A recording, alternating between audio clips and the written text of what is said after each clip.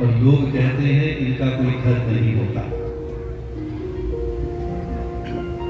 बिना पंखों की चिड़िया होती हैं बेटियां, लोग कहते हैं इनका कोई घर नहीं होता, पर सच तो ये है कि बेटियों के बिना कोई घर नहीं।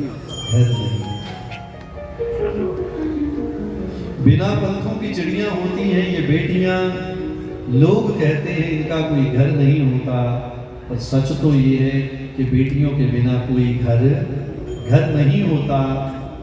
खुदा की रहमत का दूसरा नाम है बेटियां। माता पिता की बेहद प्यारी होती हैं बेटियां, हर घर की राज दुलारी होती है बेटियां।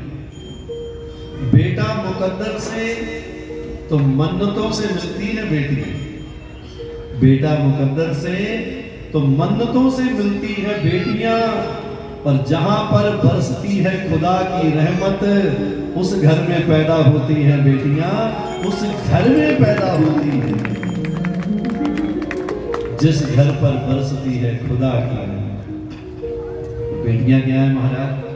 प्यारी सी मुस्कान के लिए, पिता के सम्मान के लिए अक्सर अपनी ख्वाहिशों को भोगती है बेटियां। प्यारी सी मुस्कान के लिए, पिता के सम्मान के लिए अक्सर अपनी ख्वाहिशों का गला घोटती हैं बेटियां, और ना कर पाएगा तो इनकी बराबरी, क्योंकि दर्दे गम सहकर भी मुस्कुराती हैं बेटियां। सच तो ये है कि जहां पर बरसे खुदा की रहमत, उस घर में पैदा होती हैं बेटियां, उस घर में पैदा होती हैं। बड़े प्रसंग हैं। मैंने एक आस्था टीवी पे एक नानी बाई को मायरो सुना, तो वहाँ एक कथावाचक ने कथा व्यास सुना। एक प्रसंग सुनाया कि कोई दंपति, कोई माता पिता जा रहे थे, उनको पता चल गया उनके घर में एक बेटी ने जन्म लेना और बेटी को मारने जा रहे। पहले होता था, दुनिया में ऐसा होता था। धन्यवाद है उन सरकारों का, उन राजाओं का जिन्होंने इस पर प्रतिबंध लगाया। और वो बेटी को मारने जा रहे तो मैं सोच रहा था, मुझे लगा कि जिसने जन्म नहीं लिया उसकी भी तो कुछ इच्छाएं होंगी। मारने वाला तो मारने जा रहा है, लेकिन जिस जीव ने जन्म लेना है उसका प्रारब्ध भी है, उसके कर्म भी है, उसकी इच्छाएं भी है। वो भी चाहता है महाराज दुनिया में आऊं, मैं इंसान बनूं, मुझे भी भजन करने को मिले। तो मैंने वहां कलम उठाई, पंजाबी की चंद पंक्तियां लिखी। तो मुझे लगा कि एक बेटी जो है वो जिसने जन्म नहीं लिया, जिसको मारने जा रहे हैं, वो बेटी अपने पिता को की कहती हुई कि पिताजी तेन पुत चाहिए, तू धी मारन चले। तो बेटी कहती कि पुत्ता वंडना खजाना इथे तेरा,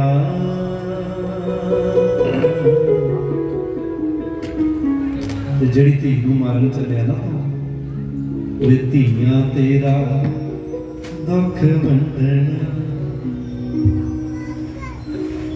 पुत्ता वंडना खजाना इथे तेरा,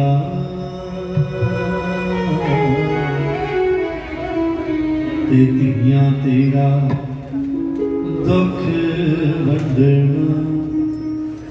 सुन बाबला, सुन बाबला, सुन बाबला, सुन बाबला, सुन बाबला, सुन बाबला।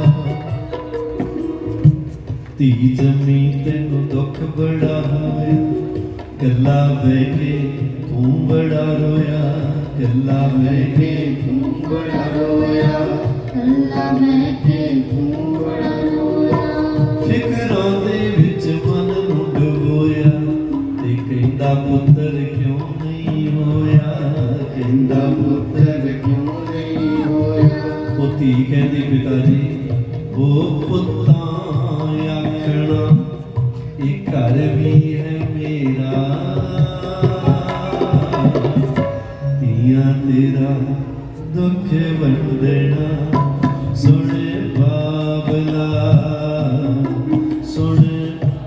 बाबला मंदिर मसीती अलख जगाई पुत्रा लई अरदास लगाई पुत्रा लई अरदास कराई पुत्रा लई अरदास कराई तैनू कोई समझ न आई हर पासे तू पाई दुहाई हर पासे तू पाई दुहाई हर पासे तू पाई दुहाई पर धी कहंदी पिता जी पुत्ता समझना नहीं तू तो बड़ा तप किया उन्होंने पाउण लई पुत्ता समझना नहीं कोई तप ए तेरा दिया तेरा दुख वंडना सुन बाबला सुन बाबला आखिर में धी कहंदी धीया रब दी दात बाबला करा तैनू फरियाद बाबला धीया रब दी दात बाबला करा तैनू फरियाद बाबला सुखी बसे तेरा राज बाबला सुखी बसे तेरा राज बाबला धीया करण की आस बाबला धीया करण की आस बाबला धीया करण की आस बाबला ओ पुत्ता वंड लेना पुत्ता वंड लेना सब कुछ तेरा दिया तेरा दुख वंडना सुन बाबला सुन बाबला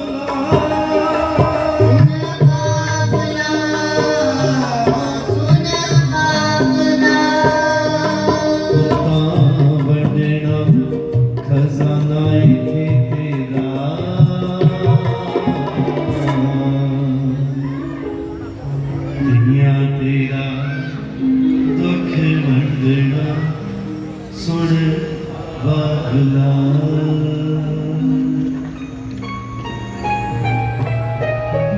तो बेटी जो है घर में आई है तो जब ते उमा सैल करी आए संत महात्मा ऋषि मुनि ब्राह्मण देवी देवता अपने आप आने लगे श्री राम जय राम महाराज बेटी हुई है हिमाचल राज के घर में नारद जी महाराज आ गए नारद ने कहा महाराज महाराज हिमाचल राज में आइए नारद जी नारद समाचार सब पाए कौतुक ही गिरी गेह पर आए और कौतुक से ही गिरी गेह सिधाए बड़ी जल्दी आ गए कहा महाराज सुना है बेटी आई हाँ महाराज नारद जी आप आ गए तो आप एक काम ही कर दो क्या महाराज क्या आप देवर्षि हैं देवताओं के ऋषि हैं कृपा कर दीजिए क्या महाराज कि हमारी पुत्री का भाग्य ही बता दीजिए श्री राम जय राम यही तो हम करते हैं है ना घर में बेटा आ जाए तो बेचारा अभी 1.25 महीने का होता है तो माँ पुछती फिरती होती है महाराज पंडित जी दसों का 9 चंगी आऊंगी 1.25 महीने रहेगा बेचारा श्री राम जय राम माँ को क्या चिंता है महाराज बहू बता दो कैसी है और बेटी महाराज बेटी आ जाए तो माता पिता क्या कहते हैं पंडित जी देखना इसको वर अच्छा मिले बस यही भावना है और इसमें क्या है कि माँ बाप की एक कामना है एक लालसा है कि जो मेरा बेटा है जो मेरी बेटी है इसको कभी कोई दुख ना इसमें ये भावना है उनकी इसलिए महाराज जो चीजें निश्चित हैं उसके बारे में माता पिता पूछते हैं हिमाचल राज ने पूछा तो नारद जी ने कहा महाराज इसमें क्या अभी बता देते क्योंकि हिमाचल राज ने कहा महाराज आप सब कुछ जानने वाले हो नारद जी ने कहा महाराज पहले तो पुत्री के दर्शन करवाइए तो पुत्री के दर्शन किए तो नारद जी ने हाथ जोड़े प्रणाम किया क्योंकि नारद जी जानते हैं स्वयं जगदम्बा आई है पार्वती बनकर जगदम्बा मैया की तो नारद जी ने हाथ जोड़े प्रणाम किया और प्रणाम करके कहते महाराज हिमाचल राज आपकी पुत्री के क्या कहने महाराज सब लक्षण संपन्न तुम्हारी समस्त लक्षणों से गुणों से युक्त होगी आपकी बेटी सर्वगुण संपन्न और इतना ही नहीं सब लक्षण संपन्न तुम्हारी हो ही संतत पिए ही प्यारी ये संतों की वंदनीय होगी और अपने पति की अति प्यारी होगी संत महात्मा इसकी वंदना करेंगे। हिमाचल राज बड़े प्रसन्न हैं। कहा महाराज अच्छा, सदा इसके कारण अचल यही बात, इसके कारण घर सदा सुरक्षित रहेगा और महाराज इसके कारण आपको भी बड़ा यश मिलने वाला है। अब हिमाचल राज बड़े प्रसन्न है महाराज कि पुत्री के कारण हमें भी बड़ा यश मिलेगा। और कहा हो ही पूज्य सकल जग माही, ये आपकी पुत्री सारे संसार में पूजनीय होगी। और इतना ही नहीं, यही श्रीमत कछु दुर्लभ नाही, ये पंक्ति समझने वाली है कि जिसको कोई कुछ समझ में ना आए, जिसका कहीं काम ना बने। अनेक देवताओं की पूजा करने के बाद भी महाराज बात नहीं बनी, जगदम्बा की शरण में जाओ, जगदम्बा मैया की जय। नारद जी कहते हैं यही सेवत कछु दुर्लभ नहीं, जो इनकी सेवा करता है उनको कुछ भी दुर्लभ नहीं है। और फिर कहा महाराज साई सुलक्षण सुता तुम्हारी, जैसे ज्योतिषी लोग करते हैं, और कहा कि साई सुलक्षण सब गुण संपन्न होगी, बस एक दो अवगुण है महाराज। अब डर गए माता पिता, डर गए माता पिता। नारद जी ये क्या कह रहे हैं महाराज अवगुण? हाँ नहीं, वैसे कोई बात खास नहीं है। अब किसी को उलझाना हो, किसी को भी उलझाना हो, ਉਹਦੇ ਕੋਲੇ बैठो कि यार तू ਉਹਦੇ बारे सुने, वो कहेगा हाँ। अच्छा कौन? अच्छा वो फलाना। अच्छा फिर चल छाड़ आपका की लेना, बस इतना कह दो कि चलो छोड़ो हमने क्या लेना। दूसरा का कभी नहीं बता बता क्या हो गया, क्या हो गया, सामने अपने नहीं छोड़ो क्या है। अब कुछ सेंटेंस ऐसे हैं महाराज दूसरे के मन में संदेह पैदा कर देते हैं, और दूसरा आदमी कहता नहीं बताओ बताओ महाराज क्या हुआ। तो नारद जी ने कहा नहीं ऐसी कोई खास बात नहीं, दो चार अवगुण तो दुनिया में होते ही हैं। हिमाचल राज ने कहा देखो नारद जी चक्रों में मत डालो, अगर कोई ऐसी बात है तो हमें बता दीजिए, हम कोई उपाय कर लेंगे। अब तो आप बैठे हो। कहा महाराज इसका जो पति होगा, हाँ, जोगी जटिल अकाम मन नगन अमंगल वेश। महाराज इसके पति के लक्षण बता रहा हूं। जोगी होगा, आप तो राजा हैं, जटिल होगा, जटाधारी होगा, और महाराज नग्न रहता होगा, अमंगल वेश धारण करता होगा, उसका वेश कोई अच्छा नहीं होगा। और महाराज हस स्वामी है कह मिलही, इसको ऐसा स्वामी मिलेगा। और बड़ी हस्त ही रेख, इसके हाथ में ऐसी ही रेखा बनी हुई है। श्री राम जय राम। तो एक बार एक माता ने मुझे हाथ दिखाया, बेचारी बूढ़ी माता थी, मुझे मैं पढ़ के आया था बनारस से, तो मुझे हाथ देख, मुझे कहती महाराज हाथ देखना आवा है। मैं कहा माता थोड़ा बहुत देख लेते। माता ने हाथ आगे करके कर देख का महाराज देखूंगा जरा कर कि सुख है क्या कि नहीं है क्या नहीं है, सुख है या नहीं। मैंने कहा माता कितनी उम्र है? और यही कोई 80-85 साल की होगी। मैं क्या माता जेड़ा हुण तक नहीं लभ्या हुण किथों लभू, भी 80-85 साल में तो लभ्या नहीं, हुण किथों लभू। माता पता मैनूं की कहंदी डॉक्टर साहब, कहंदी जे नहीं पता जो जिसदा सिद्धा क्या मैनूं आउंदी नहीं।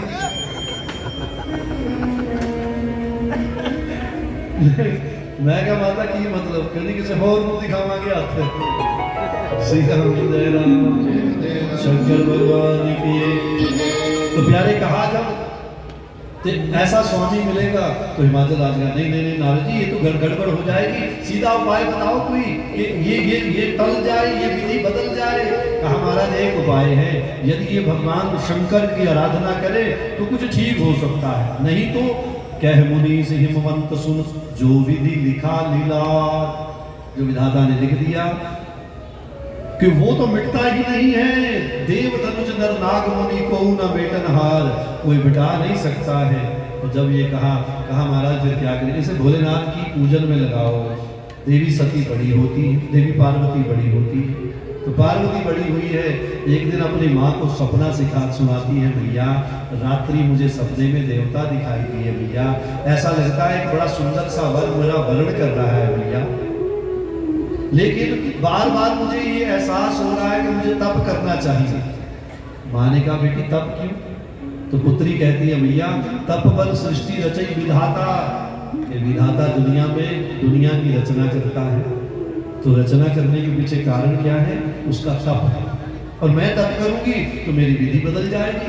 ठीक है, अब देवी पार्वती जाती है तप करने, भोलेनाथ समाधि में भजन करती है। अब भोलेनाथ समाधि में उस समय एक राक्षस पैदा हुआ जिसका नाम था तारकासुर। और तारकासुर ने वरदान लिया था कि मरूंगा मैं, मेरी अगर मृत्यु हो तो भोलेनाथ के पुत्र से। भोलेनाथ की देवी सती हो चुकी थी, अग्नि में जा चुकी थी। अब उसे यकीन था कि ना शादी होगी और ना ही पुत्र होगा महाराज। जब पुत्र ही न हो नहीं होगा तो मेरी मृत्यु भी। ऐसे ऐसे वरदान लेने वाले पहले राक्षस थे। और देवताओं तारकासुर अत्याचार बढ़ाने लगा तो भोलेनाथ ने कहा ब्रह्मा को कि जल्दी से कामदेव को भेजकर भोलेनाथ की समाधि भंग कीजिए। और ब्रह्मा ने कहा यथा आज्ञा प्रभु। देवताओं को कहा और देवताओं ने कामदेव को भेजा है। और कामदेव गया जब भोलेनाथ की समाधि भंग करने प्यारे, वो समाधि भंग करता है और देवी रति जो कामदेव की धर्मपत्नी है, और दोनों ने जाकर भोलेनाथ की समाधि भंग करनी चाहिए। अंततः समाधि भंग होती है तो भोलेनाथ उठते हैं। त्रिनेत्रधारी भगवान का जब तीसरा नेत्र खुलता है तो सामने खड़े हुए कामदेव भस्म हो जाते हैं। शंकर भगवान की। अब कामदेव भस्म हुए, देवी रति रोने लगी। भोलेनाथ ने आशीर्वाद दिया है कि द्वापर युग में तुम्हें तुम्हारे पति मिल जाएंगे, इनका नाम अनंग होगा। और प्यारे समय बीता है तो भोलेनाथ की समाधि खुली। देवता और ब्रह्मा जी मिलकर आए हैं। जब सब लोग आए तो ब्रह्मा जी ने आकर हाथ जोड़े प्रणाम किया। भोलेनाथ ने कहा जी कैसे आए? कहा महाराज ये देवताओं की कुछ इच्छा थी। क्या इच्छा थी महाराज? कि देवता कह रहे हैं सकल सुरन के हृदय अस शंकर परम उछाह कि निज नैन देखा चाहे नाथ तुम्हार विवाह। तो महाराज जी आपकी शादी देखना चाहते हैं। तो भोलेनाथ ने कहा मेरी शादी क्यों? ब्रह्मा जी ने कहा महाराज कृपा निधि हे दया निधान, आपकी शादी इसलिए देखना चाहते हैं क्योंकि देवी सती ने पर्वतराज के घर में पार्वती के रूप में अवतार लिया है और महाराज वो आपका वर्ण करेगी, वो तपस्या कर रही है। तो देवता सोचने लगे क्या कामदेव को मार दिया, अब क्या कर रहे हैं? शादी। और महाराज शादी तो होती है संसार की कामनाओं के लिए, और कामनाओं को नष्ट करके काम को मार के कैसा विवाह। तो भोलेनाथ संकल्प पकड़ के कहते हैं देवताओं इस काम को इसलिए मारा है मैंने क्योंकि ये दुनिया जान ले कि भोलेनाथ काम की प्रेरणा से विवाह नहीं कर रहे हैं, भोलेनाथ तो राम की प्रेरणा से विवाह कर रहे हैं। ये काम प्रेरणा नहीं है, ये तो राम प्रेरणा है। शंकर भगवान की जय। प्यारे भोलेनाथ, क्योंकि जहां राम होते हैं वहां काम नहीं होता है। तो भोलेनाथ ने आशीर्वाद दिया है, देवताओं को कहा है महाराज आप चिंता ना करें, आप जाएं। और भोलेनाथ के कैलाश से ब्रह्मा जी और देवता जाते हैं।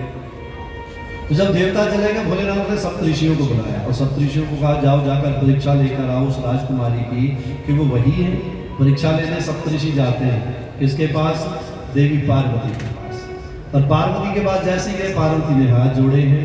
और पार्वती इतना तप कर रही थी कि पार्वती ने पहले जल पीकर तप किया, फिर केवल फल खाकर किया, फिर केवल पत्ते खाकर किया, फिर पत्ते खाने भी बंद कर दिए। और जब पत्ते खाने बंद किए तो पार्वती का एक नाम पड़ा है अपर्णा। अपर्णा का मतलब होता है पर्ण रहिता, कि जो पत्ते भी नहीं खा रही। ऐसा तप किया था देवी पार्वती ने किसको पाने के लिए? किसको? भोलेनाथ को।